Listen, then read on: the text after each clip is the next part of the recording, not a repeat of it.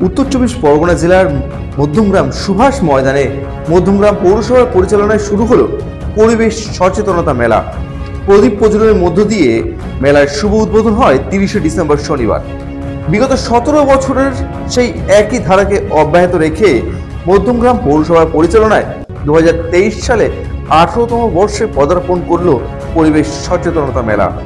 মেলার উদ্বোধনী অনুষ্ঠানে উপস্থিত ছিলেন বারাসাত লোকসভার সাংসদ ডক্টর কাকলিগঞ্জ দস্তিদার, রাজ্যের খাদ্যমন্ত্রী রথীন ঘোষ, পরিবেশ মন্ত্রী জনাব গোলাম রব্বানী, মধ্যমগ্রাম পৌরসভার পৌর প্রধান নিমাই ঘোষ সহ একাধিক জনপ্রতিনিধিরা।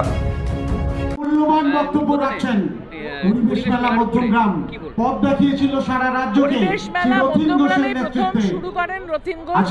সেই পরিবেশ বহু বছর আগে যখন এত সচেতন ছিল না মানুষ, আমরা মানুষের কাছে অনুরোধ করব, গাছ কাটবেন না, পরিবেশ দূষণ রোধ করুন এবং এই বিশ্ব এবং এই পরিবেশকে রক্ষা করা আমাদের সবার কর্তব্য।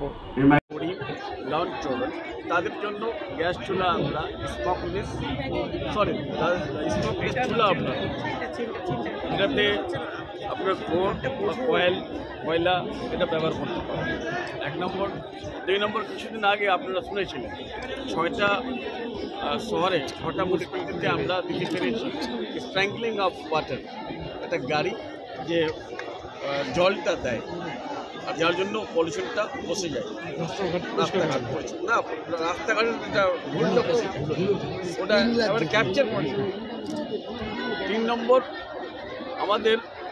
আমি আজকে অত্যন্ত খুশি আর গর্বের বিষয়টা যে 18 ইয়ার্স এই মেলাটা পরিবেশ অ্যাওয়ারনেসের জন্য এটা করা হচ্ছে। আর আমাদের দিদির অনুপ্রেরণায় নিয়ে আমাদের মাননীয় মমতা ব্যানার্জি স্টার্ট করেছেন ইনি, আমার ক্যাবিনেটের কালিগ, আর তারপরে ফুড অ্যান্ড সাপ্লাই দপ্তরের MIC মিনিস্ট্রি ইনচার্জ, আর আমাদের নিমাইবাবু এখানে আছে চেয়ারম্যান।